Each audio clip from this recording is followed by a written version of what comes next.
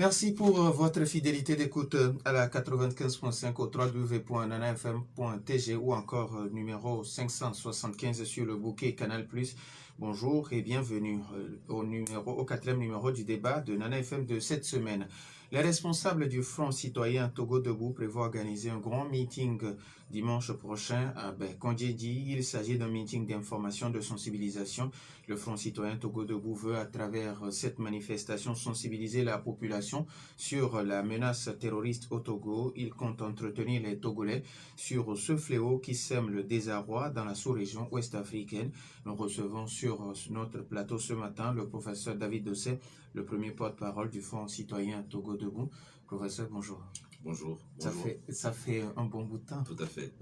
Merci d'avoir accepté notre invitation. Merci de m'avoir invité. J'en profite pour saluer tous ceux qui nous écoutent. Alors, les auditeurs, vous avez donc la possibilité d'intervenir dans ce débat sur nos deux numéros, 91 09 71 71 ou le 96 61 58 58, ou réagir directement sur la page Facebook de Nana FM avec Romé Aziablé. À la mise en onde, je suis Norbert Djouradi.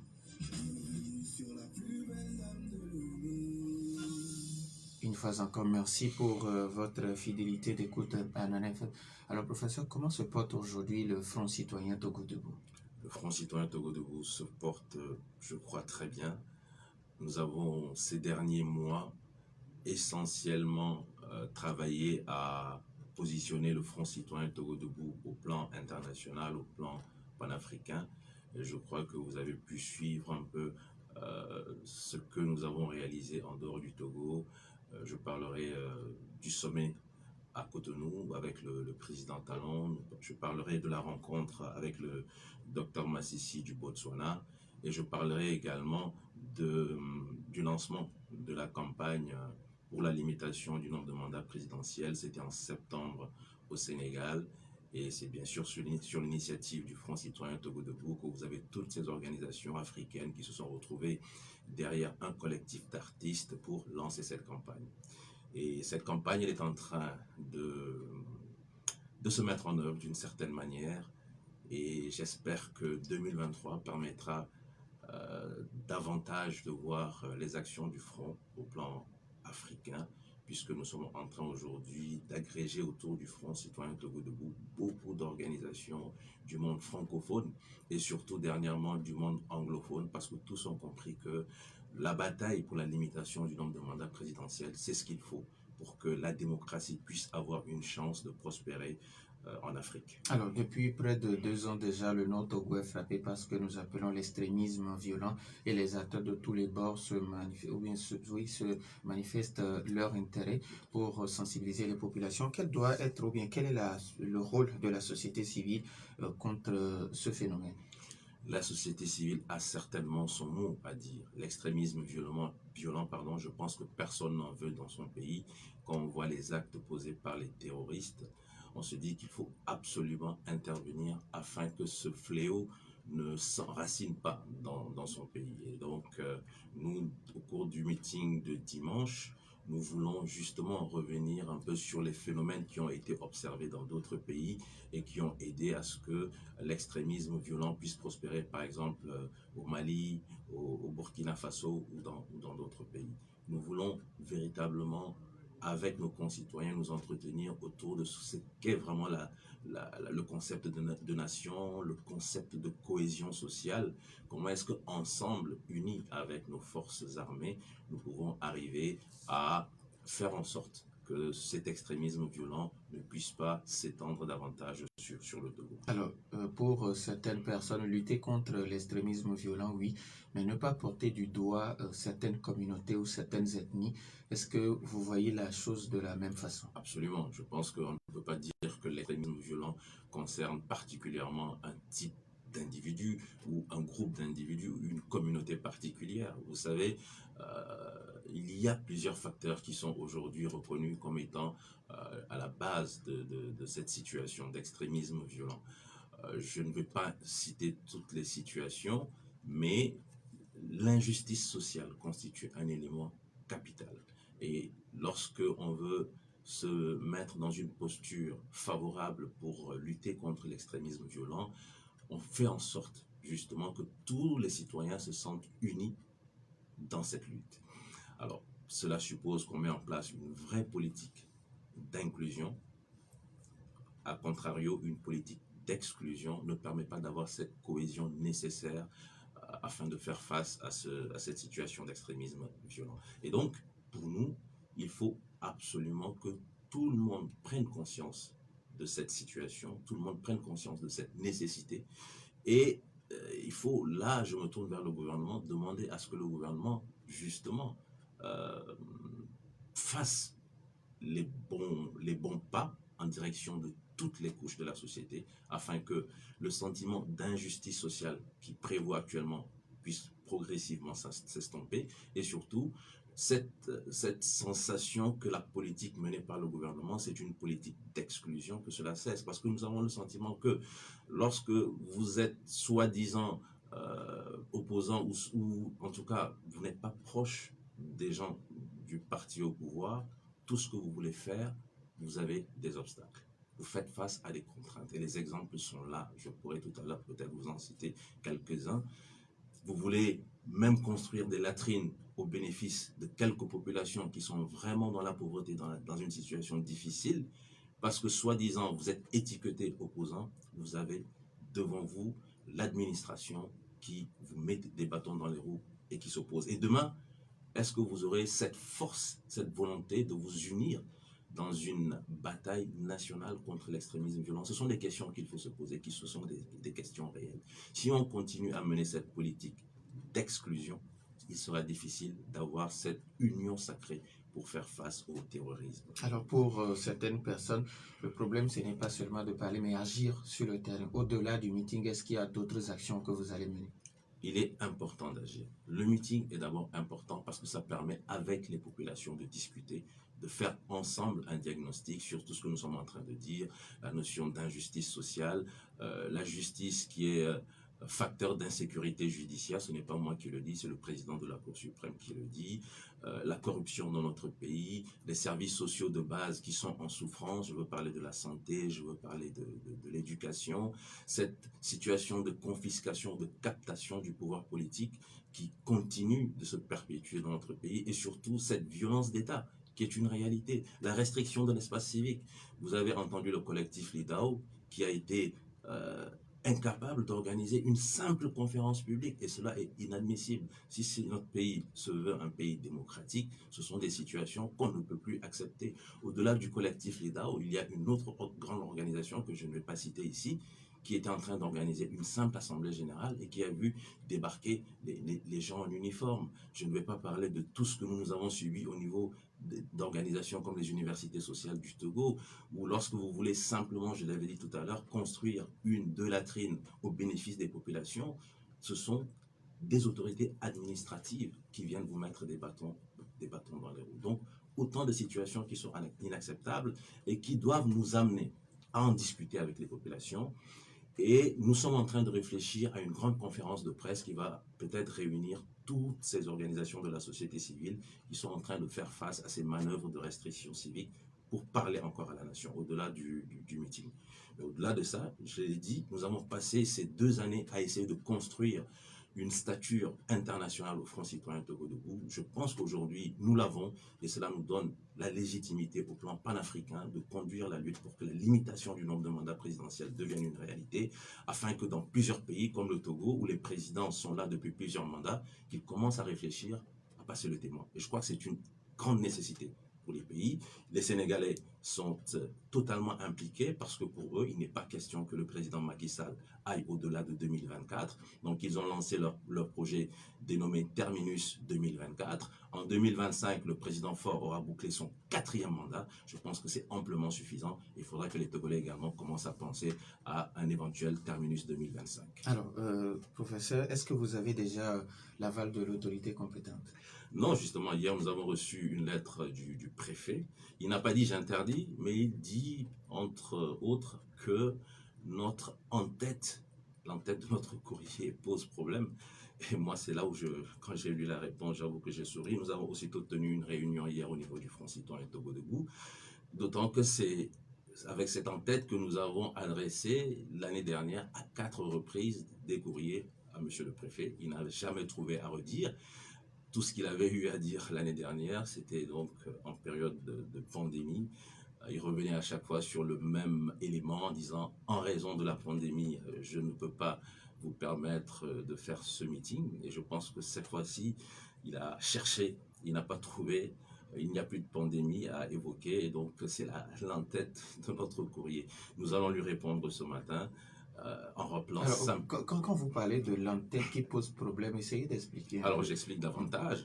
Il souhaite avoir au niveau de l'entête la liste des organisations qui sont membres du Front Citoyen Togo Debout, afin que lui, il puisse vérifier si chacune de ces organisations est bien inscrite au niveau de l'administration territoriale. Enfin, à peu près, c'est ce qu'il a voulu dire. C'est une façon pour lui de remettre en cause la légitimité de notre mouvement.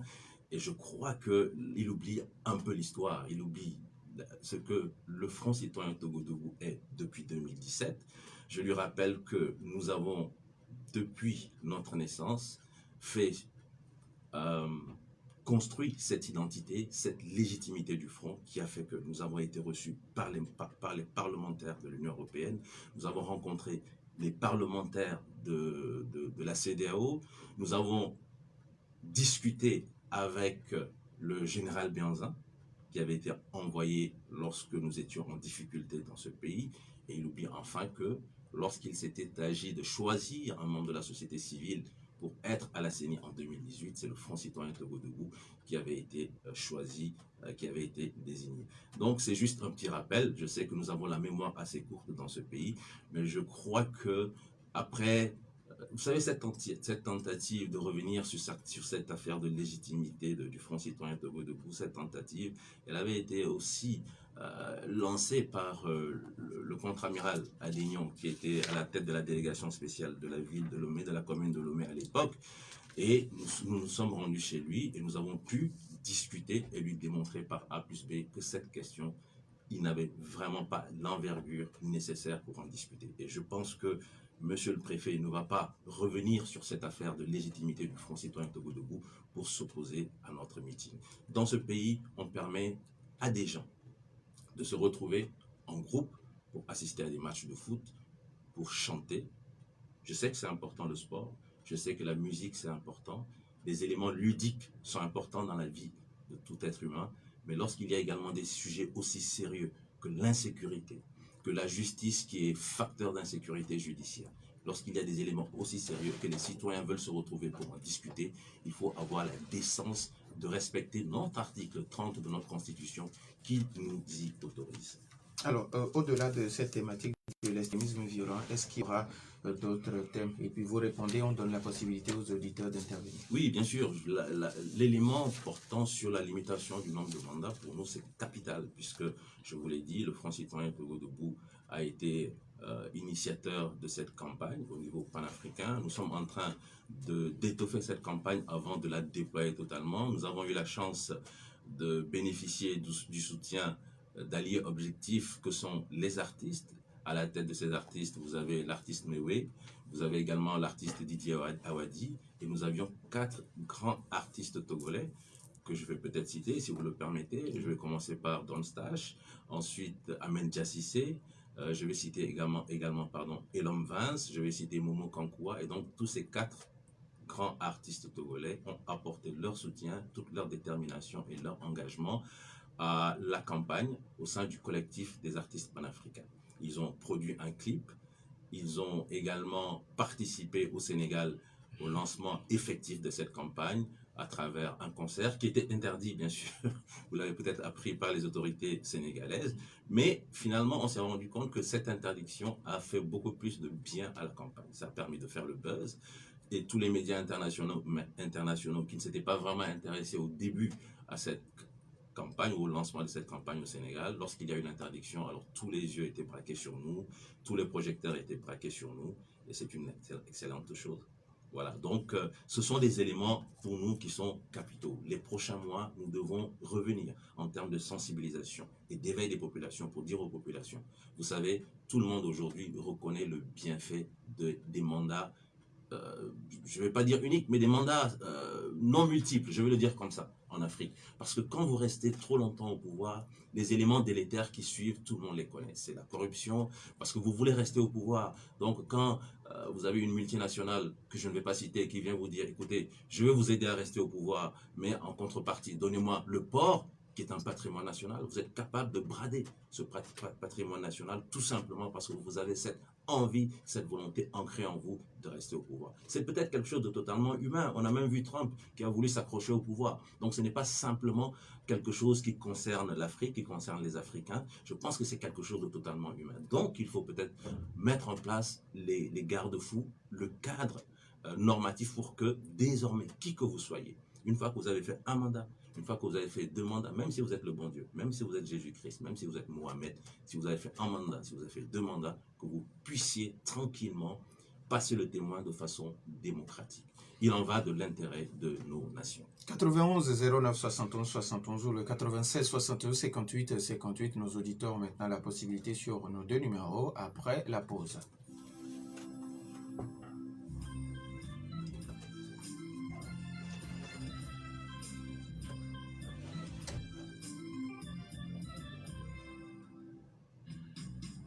Fimo 228, la boutique est ouverte. Le prestigieux magasin de vente des plus grands créateurs de mode africaine. Vous y trouverez les réalisations de Despo Design, Jacques Legault, Echirou Mustafiri, Victoria Grace, Adama Paris, Catio Eleganza, les hommes de Fauvette et bien d'autres. Fimo 228, la boutique. La haute couture a enfin son espace. Boulevard de la Victoire à Tourcoing Protestant, à côté de Computer Plus. Infoline 00228 90 43 75 75. Vous êtes Bretagne, nous avons le Fimo 228. La boutique.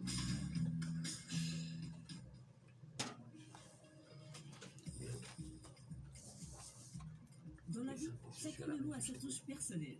Moi, j'aime les beaux tailleurs avec une touche africaine qui fait toute la différence. Ça, c'est moi.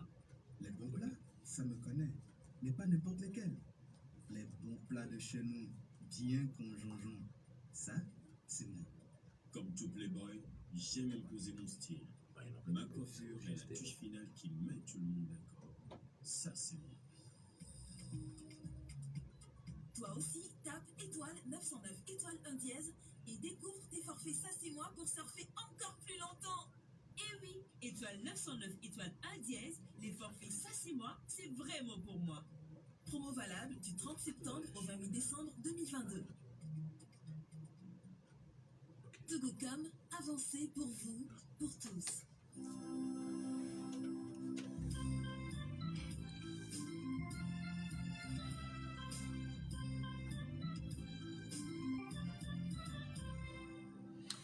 Retour dans les studios de Nana FM, nous avons un premier auditeur en ligne. Nana FM, allô? Allô, bonjour Norbert. Monsieur Garo, bonjour. Oui, bonjour. Le professeur, bonjour. Oui, bonjour, monsieur Gado. Je me souviens, quand j'étais au Ghana lors de la révolution, de réussir au pouvoir. Et Maurice avait limité le mandat et après il a fait des mandats, il est parti. Bon, je crois qu'on ne peut pas reprocher maintenant au président son avenir parce qu'il a accepté de limiter le mandat. Bon, le problème maintenant que voilà Ouattara, il a changé, il a recommencé. Condé, on a vu l'histoire de Condé. Et Macky Sall maintenant qui a envie de changer. Donc maintenant ce président-là, il veut que le président pour une revient sur l'ancienne méthode, c'est-à-dire délimiter le mandat. Mais c'est bon, il faut les décourager. Pas mal. Merci et bonne journée à vous aussi, monsieur Garo. Nana FM, allô?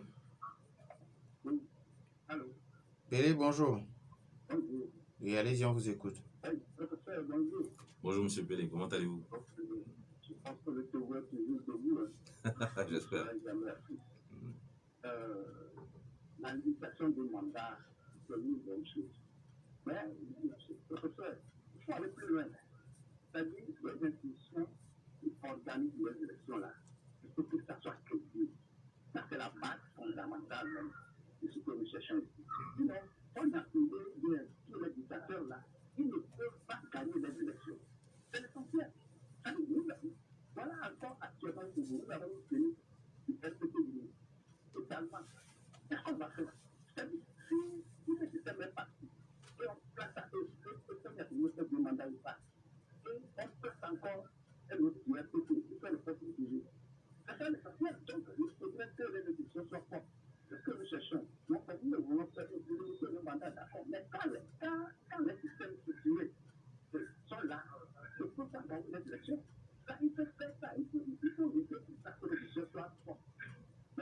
Merci et bonne journée à vous aussi. Nana FM, allô?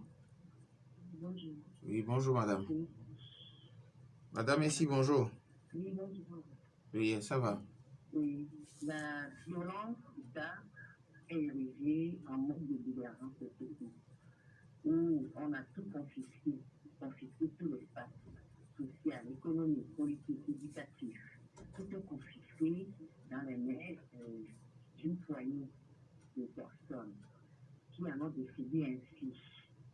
Et puis, ils se sont tellement enrichis que de temps en temps, ils jettent en pâture un seul parti qui est l'ANC, qui n'est que l'ANC, le parti, attends, comment on dit ça? Madame ici, allô? Je vais en venir. Oui, oui.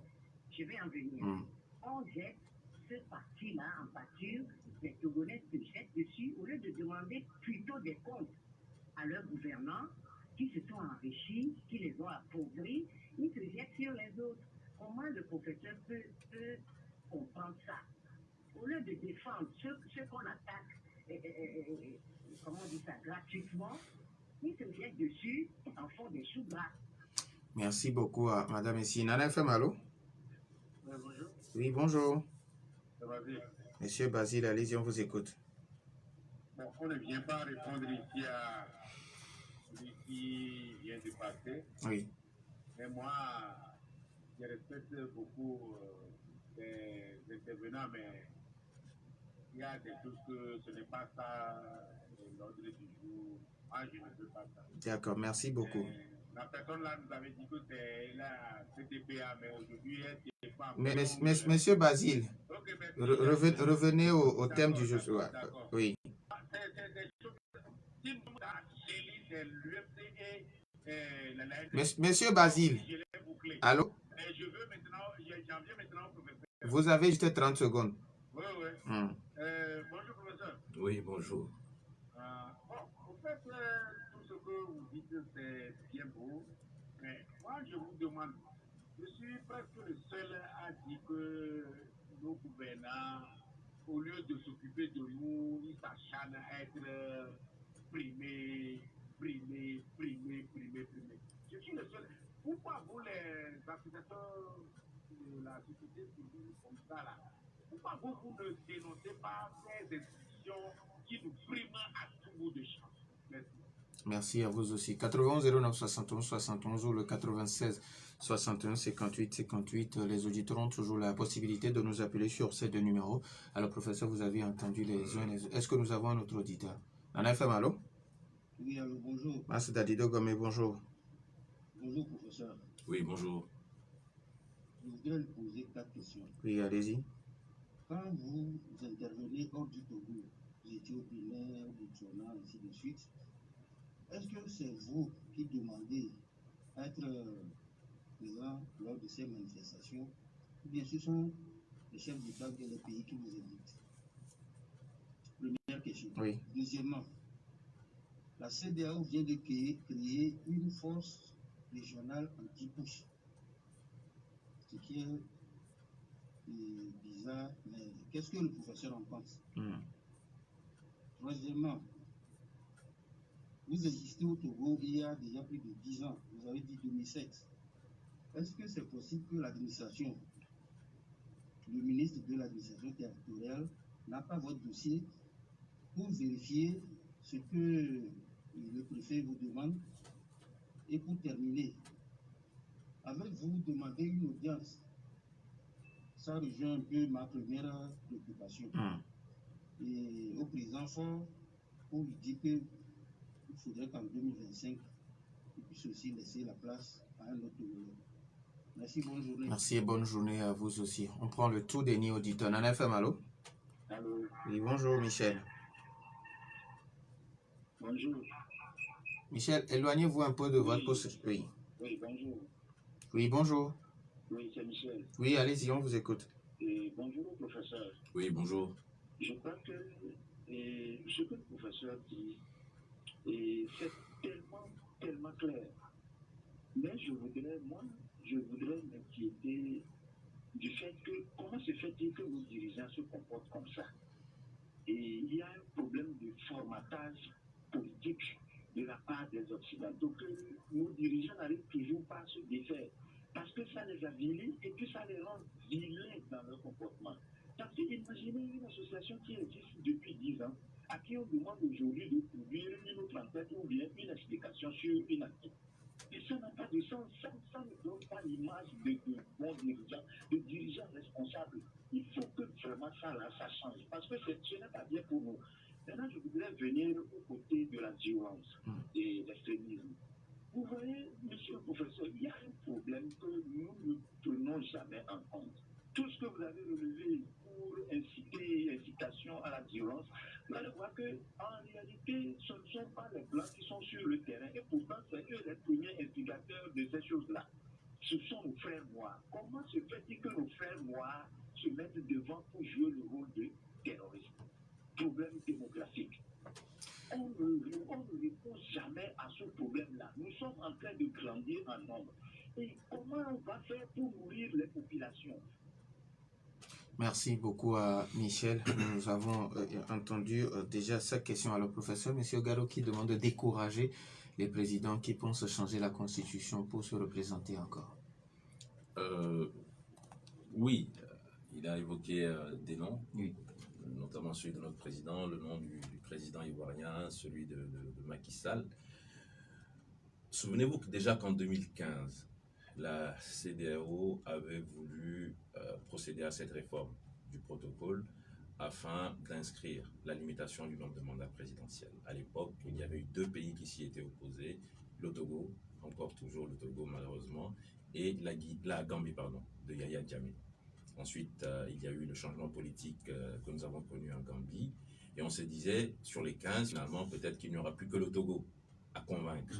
Et en 2022, alors que tout semblait acquis, parce que moi, je me souviens que l'année dernière, j'avais discuté avec des amis non togolais qui s'étaient retrouvés à Accra pour préparer justement le texte de la réforme, et ils étaient sortis en disant là c'est bon, le président Nana Akufo-Addo est venu nous saluer, nous féliciter, il est convaincu que son mandat va permettre justement à la CEDEAO d'opérer cette réforme, et donc tout le monde s'attendait à ce que cette réforme se fasse en 2022.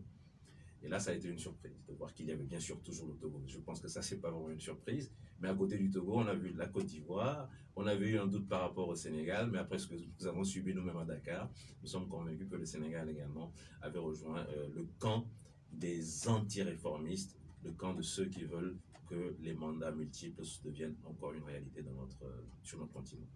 Voilà. Donc il y a cette situation. Mais aussi, les sondages ont démontré que ceux qui veulent que cette réforme se fasse sont beaucoup plus nombreux, vraiment beaucoup plus nombreux que ceux qui sont en train de freiner des 4 fers. Puisque nous sommes plus nombreux, c'est à nous de mettre en place les stratégies pour y parvenir. Et je vous rassure que je ne vais pas vous dire que la réforme, nous l'aurons demain. Je ne sais pas quand est-ce que nous aurons cette réforme. Mais aujourd'hui, sachez qu'il y a beaucoup de personnalités. Nous avons une réunion en ligne, ça je peux le dire, nous avons une réunion en ligne aujourd'hui, justement sur cette question, avec des intellectuels du Sénégal, des intellectuels du Nigeria, des gens de la diaspora, pour réfléchir à cette question de limitation du nombre de mandats présidentiels. Voilà, donc c'est ce que je peux vous dire, même si pour le moment on n'en parle pas beaucoup, sachez que la campagne est lancée, des choses sont en train de se mettre en place, les discussions sont en train de se poursuivre, et nous espérons que 2023 va nous permettre vraiment de lancer la machine afin que ceux qui s'y opposent soient obligés de faire marche arrière. Alors, Pelé, qui, lui, limitation de mandat, c'est une bonne chose, mais les institutions qui organisent les élections, il faut les changer, il faut changer de système, sinon on peut faire partir un président, mais mettre encore un autre membre du même parti et le même système continue. Tout à fait, M. Pelé a totalement raison à 100%, puisque en fait c'est une réflexion que nous aussi avons menée à notre niveau. Pardon. Oui. Mais ce qu'on s'est dit aussi, c'est que, quoi qu'il en soit, la lutte pour la démocratie, c'est un processus, ce sont des victoires d'étape. Il ne s'agira pas, si on obtient la réforme, de dire, bon, c'est fini, la démocratie est ancrée en Afrique, on peut aller faire autre chose. Nullement. Pour nous, c'est une première étape nécessaire. Au moins que ceux qui viennent comprennent que, quoi qu'il en soit, ils sont obligés de partir après 2 mandats. Même si le système fait en sorte que c'est quelqu'un du clan, etc., etc. C'est déjà un premier pas, c'est déjà un changement. Ensuite, il faut se battre, bien sûr, pour la transparence des élections, pour ce que moi j'appelle la souveraineté populaire. Quand moi je viens poser mon bulletin dans l'urne, je voudrais que ce soit compté en tant que mon bulletin et non pas en tant qu'un bulletin quelconque qu'on peut se permettre de changer comme on veut. Donc, M. Pelé, vous avez totalement raison. Mais si nous voulons trop embrasser d'emblée en disant nous voulons et la limitation et la transparence, je ne suis pas convaincu que nous puissions mobiliser assez, je ne suis pas convaincu que nous puissions atteindre nos objectifs. Rien que sur la limitation, ça n'a pas été évident, c'est en train de se faire. Essayons de nous concentrer sur cette question de limitation, obtenons cette réforme parce que c'est possible. Parce que la CEDEAO l'a tenté en 2015 et en 2022, ça veut dire qu'il y a une certaine volonté. C'est à nous de faire en sorte que cette volonté puisse devenir quelque chose de concret. Et au-delà de cela, nous verrons ce qu'on pourra encore choisir comme objectif. Alors, M. Basile, avec sa question, qui pense que le Togo aujourd'hui est primé dans plusieurs domaines, premier dans ceci, premier dans cela, mais les répercussions ne se font pas voir, les retombées positives ne se font pas voir, surtout dans la vie de tous les jours. Alors, est-ce que vous, en tant qu'organisation de la société civile, vous ne pouvez pas dénoncer ce genre de choses? Bon, vous savez, on dénonce tellement de choses. Si vous avez le sentiment qu'on ne dénonce pas assez, enfin, je ne sais pas, je suis un peu mal à l'aise. Parce que moi, je voudrais en fait, souvent ce que je dis à mes collègues, c'est que nous passons souvent notre temps à dénoncer. Mais allons au-delà. Il ne s'agit pas simplement de dénoncer, il faut poser des actes. Quand on dénonce, ça veut dire qu'on est en situation de réaction. À un moment donné, il faut que nous-mêmes nous soyons en situation d'agir et que ce soit justement l'adversaire qui soit obligé de réagir. Donc, dénoncer, oui, mais vous savez, ceux qui, comme vous le dites, priment nos autorités ne sont pas dupes.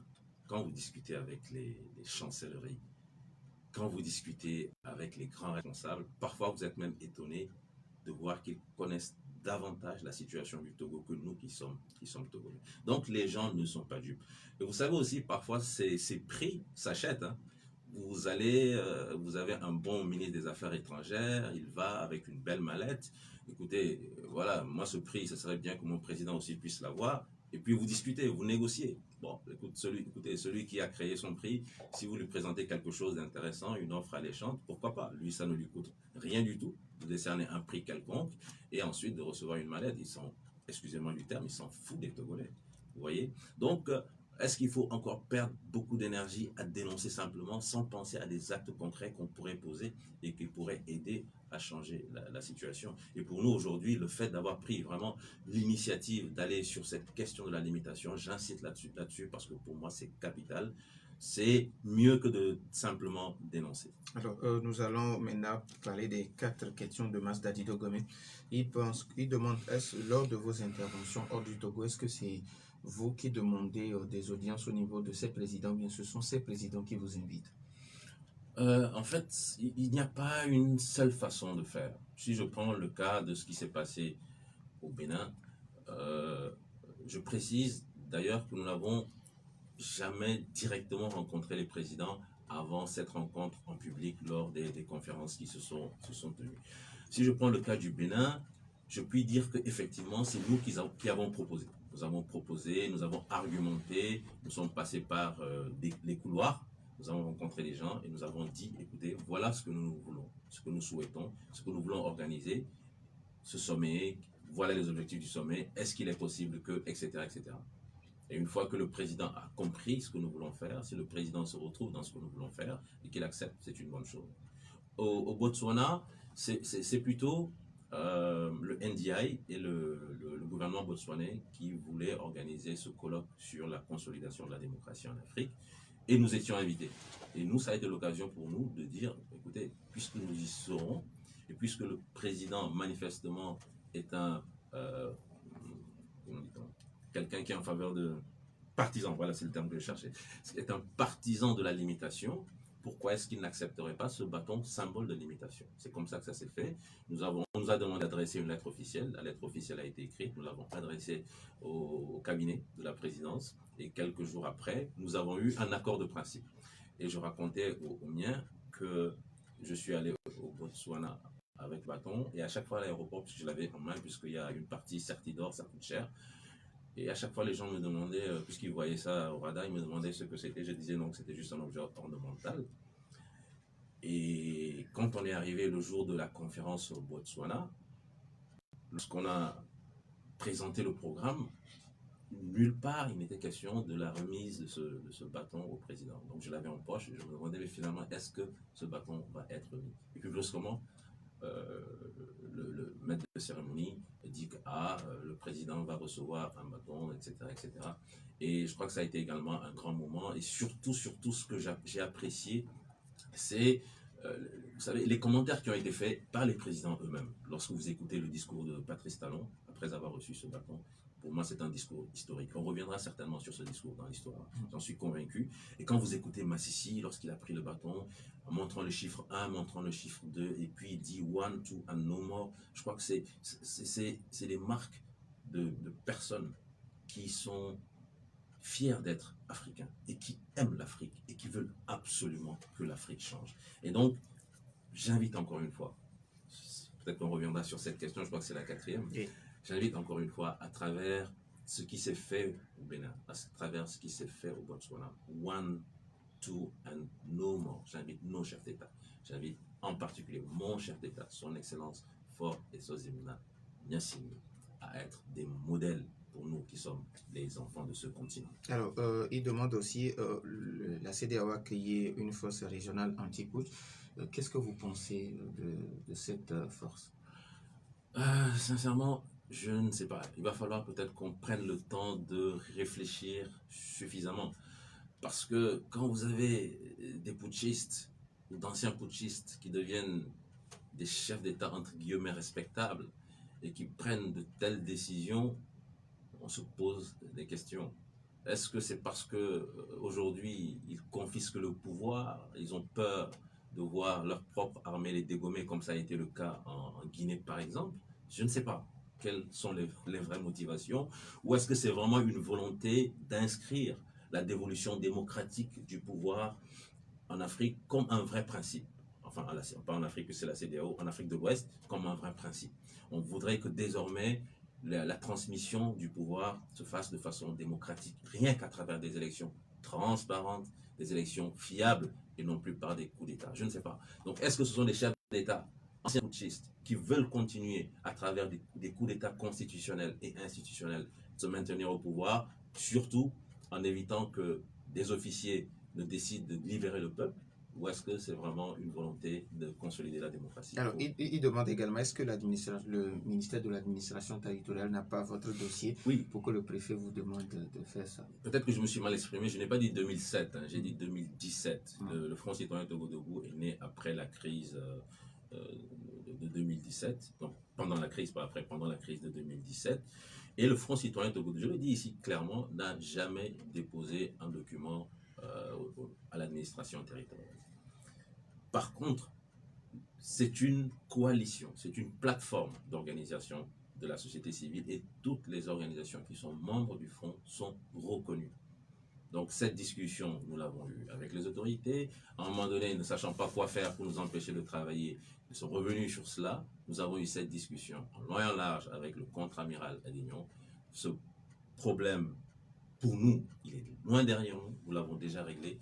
Et il n'est plus question qu'un préfet vienne remettre sur cette table cette discussion, en demandant des éléments pour démontrer la légitimité du Front citoyen Togo. Je pense que s'il fallait parler de légitimité, le Front citoyen Togo est largement devant beaucoup d'institutions de notre pays. Alors, sa 4e question demande, est-ce que vous pouvez demander aujourd'hui une audience à aller voir le président de la République du Togo pour lui demander de quitter le pouvoir en 2025? En tout cas, il y a des discussions qui vont se faire. Je ne parle pas avec les autorités togolaises. Je vous ai dit qu'aujourd'hui, nous avons une grande discussion en ligne avec plusieurs autres Africains, d'autres pays. Et nous sommes en train de réfléchir à ce qui va être fait durant 2023, probablement durant 2024. Tous ces pays où vous avez des excès de longévité au pouvoir, nous allons en discuter. Et je pense que pour chaque pays, nous mettrons en place un mécanisme. Est-ce que ce sera, par exemple, au front d'aller vers la présidence du Togo, je ne sais pas moi, à Y'en a marre du Sénégal, d'aller voir Macky Sall, ou est-ce que nous allons mettre sur pied une délégation multiforme? Je n'en ai aucune idée. Mais il faudra certainement à un moment donné qu'on pose le problème du pouvoir togolais. Je lisais encore un document ce matin où c'est vrai, le Togo, je m'en rends compte, après la Corée du Nord, c'est le pays, donc le deuxième pays au monde où vous avez la même famille qui est au pouvoir depuis trop longtemps.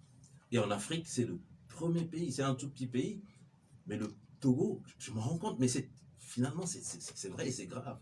C'est le pays où le même clan familial dirige de façon trop longue. Et il faut que ça change, ce n'est pas une monarchie. D'accord? Voilà, donc je ne sais pas ce qui va être fait. Est-ce qu'il faudra rencontrer le président? Si nous décidons de façon collégiale de rencontrer le président Faure, nous demanderons à le rencontrer. Et je pense que le président Faure peut être un modèle, en dépit de tout ce qui s'est passé. Je pense qu'il a la possibilité, aujourd'hui ou demain, de démontrer que l'être humain est ce qu'il est et qu'il peut être en mesure de poser des actes vraiment très nobles pour son pays. Merci beaucoup, professeur. Professeur, vous allez nous aider parce que nous sommes en train de faire une campagne, surtout à l'endroit des usagers de la route.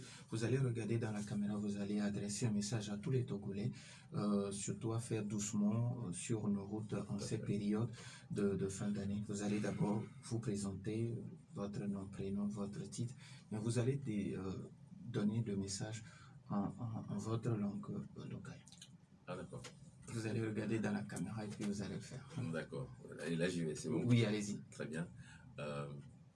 Ndobena Messiame, et David Dossé, donc il t'a mis les Tokoin Kwame, les Hasosoliome, on avait Front Citoyen Togo Debout, tournons la page Togo, à l'Université sociale du Togo. Et Nkuna Munchan, Enabe, Nemle Mondia, Wana Masomasodioa, et Duna Bomodinamdoa, donc il t'a Kemia. Ameko Janafoko le Mondia, Wana Kondia, au Subonto. Mile Jad Gogo Pea Zarea, Madi Kuna Messiame, Ameko le Kumu, Ameko le Moji, Mia Djaye, Mia Obleu. Feu Rouge, qui m'y avait des Odiens, les Odiens soins, nous qui avons autant à te, Karim au rapport de Ouare, au lavon, ni soni, là on keke valon keketon, et motori. Bana ezodien ezovera sinanya kaka mandu meleka vra eva ivo oh et baba icha et bato mezozo il va les bien amega oué brûler les feux rouges oué brûler les odiens yo bayo les zo même et moto bonton ya pour blani quand il y avait et semevie et qu'il y a ma bien mi akonye bele bouti ko kunami nya dia elo nya obleo ne nya pata nya tem. Merci beaucoup au professeur David Dossé, premier porte-parole du Front Citoyen de Togo. Merci beaucoup à Romé Aziablé pour la mise en onde. Je suis Norbert Djougadi. Bonne suite de nos programmes.